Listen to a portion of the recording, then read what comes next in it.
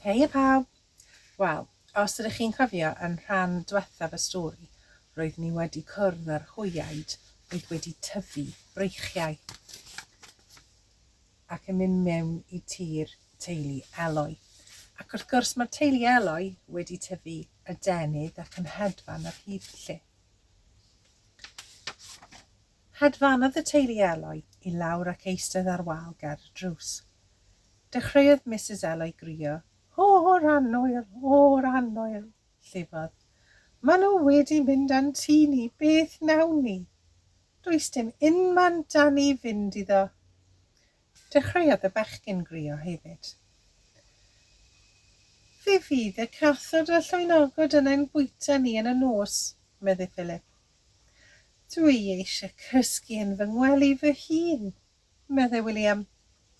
"Nawr te," medde Mr Eloi. "Does dim pwynt crio, fydd hynny ddim yn ein helpu ni. Ych chi'n gwybod beth nawn ni?" "Beth?" gyfynnon nhw. Edrychodd Mr Eloi arnyn nhw a gwenu. "Rydyn ni'n mynd i wneud nyth." "Nyth?" medden nhw. "Allwn ni wneud hynny?" "Mae'n rhaid i ni wneud," medde Mr Eloi. "Mae'n rhaid i ni gael rhywle i gysgu. Dilynwch fi."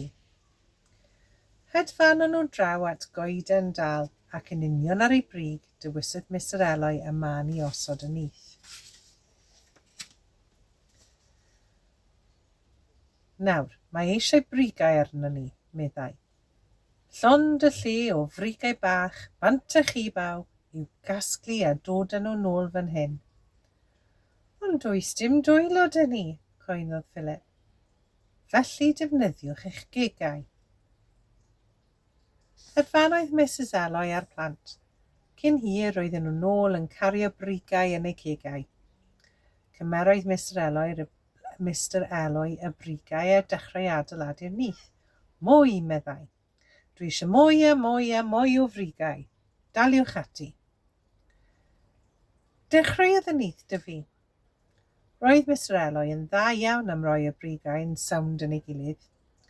Ac ar ôl ychydig, meddai, "Dyna ddigon o frigau. Nawr dwi eisiau dail a fflu a phethau fel bod y tŷ mewn yn feddal braf." Ydych chi eisiau gweld y lluniau ohonyn nhw yn cario brigau yn eu cegau tuag at y goeden.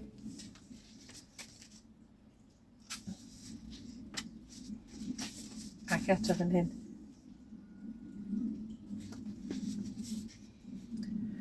Dalio nhw ati adeiladu'r nyth. Cymeroedd amser hir ond o'r diwedd roedd wedi orffen. "Triwch e," meddai Mr Eloi, gan roi harc am yn ôl. Roedd yn falch iawn o'i waith.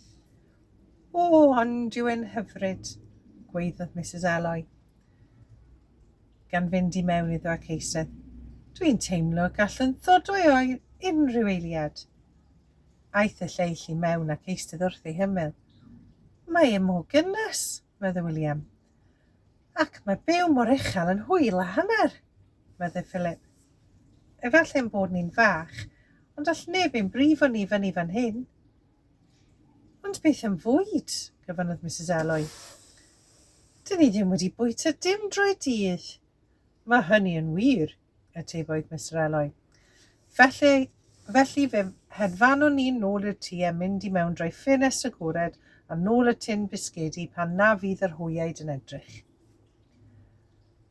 "Ond fe gawn ni'n pigo'n darnau gan yr hen hwyad mawr hyll na," llefodd Mrs Eloi. "Fe fyddwn ni'n ofalus yng nghariad i," medde Mr Eloi. Ond pan gyrhaeddon nhw'r tŷ, roedd y ffenestri a drysau i gyd wedi cael. Doedd dim ffordd i mewn.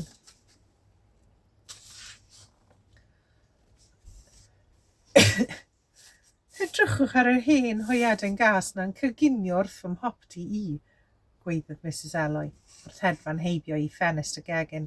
"Rhag eich o wylydd hi." "Ac edrychwch ar hwnna'n dal fy nryll hyfryd i," gwaeddodd Mr Eloi. Ydych chi'n gweld? Maen nhw'n coginio a dal dryll. "Mae un ohonyn nhw'n gorfod yn fy ngwely," gwaeddodd William gan edrych drwy ffenest y llofft. "Ac mae un yn chwarae gyda fy nhrên trydan ni," gweiddodd Philip. O Rhan Nwyl. Maen nhw wedi meddiannu ein tŷ ni gyd. Chawn ni byth mohonno fe nôl. A beth gawn ni yw fwyta.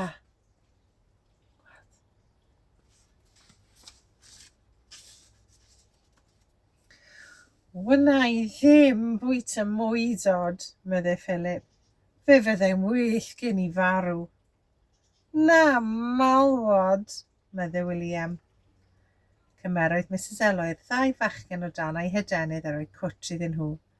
Peidiwch â phoeni, meddai hi. Gallai fy malu nhw'n fan iawn a fyddech chi ddim yn gweld y gwahaniaeth. Byrgers malwod hyfryd. Byrgers mwydod blasus. O na, gweiddodd William. Beth, meddai Philip. Ffiaidd, meddai Mr Elliot. Does dim rhaid i ni fwyta bwyd adar. Dim ond achos bod y denydd gyda ni fe fwyta ni y falau. Mae ein coed ni'n llawn ohonyn nhw. Dewch. Felly hedfanodd pawb at un o'r coed y falau. Ond dydy bwyta afal heb ei ddal yn dy ddwylo ddim yn hawdd o gwbl. Pob tro rwy ti'n ceisio rhoi dy ddanydd ynddo, mae'n symud. Yn y pen draw, llwydden ni gnoi ambell dan bach yr un, ac wedyn dechreuodd hi nosi. Felly hedfanodd pawb yn ôl i'r nyth a mynd i gysgu. Chi'n gweld nhw'n ceisio bwyta'r afalau. Tybed beth fydden nhw'n bwyta? Sa'n gwybod. Defnyddiwch eich dychymyg. Beth allan nhw bwyta i sicrhau bod digon o fwyd gyda nhw. Hwyl am y tro.